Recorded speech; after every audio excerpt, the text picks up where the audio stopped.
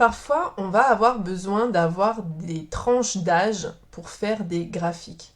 Hein, par exemple, ici, ce graphique représente la durée des absences par tranche d'âge relativement à ce que les tranches d'âge représentent dans l'effectif.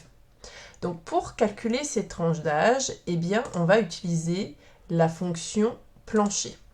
Donc, je vais vous montrer à quoi ça ressemble.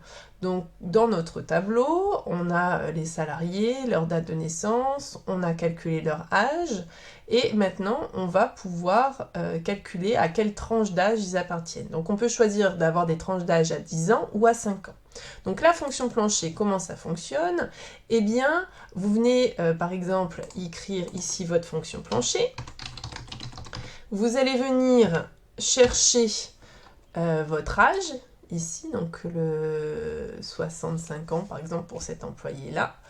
Et je vais, si je veux une tranche d'âge à 10 ans, et ben la fonction plancher va m'arrondir l'âge à la dizaine inférieure. Donc si je veux arrondir à la dizaine inférieure, eh bien je vais avoir le 60 qui s'inscrit. Donc, maintenant, je veux pouvoir construire cette écriture ici. Donc, quand je veux coller des choses ensemble, j'utilise la fonction et puis je vais venir, par exemple, mettre un espace avec un tiret. Voilà. Donc là, si je m'arrête là, j'ai un 60 avec un tiret. Et maintenant, je veux mettre ma partie haute de ma tranche d'âge. Je vais réutiliser de nouveau ma fonction plancher. Donc, je vais faire exactement la même chose que je viens de faire. Avec la dizaine, on est toujours à la dizaine inférieure, et puis je vais rajouter 9 ans. D'accord? Et donc, j'ai oublié de mettre la fonction et ici. Voilà, je mets ma fonction et.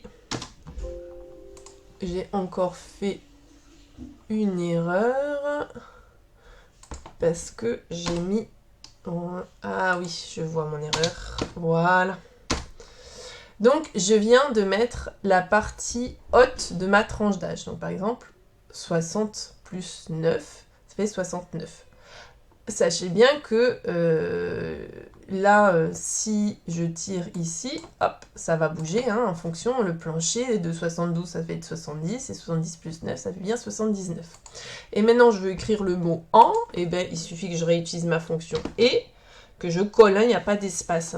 Et puis, je viens écrire, par exemple, « en ».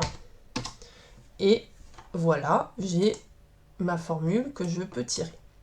Maintenant, si je veux faire des tranches d'âge à 5 ans, je fais exactement la même chose, mais à la place de 10, je mets 5. Et puis, j'ai mes tranches d'âge avec des échelles de 5 ans.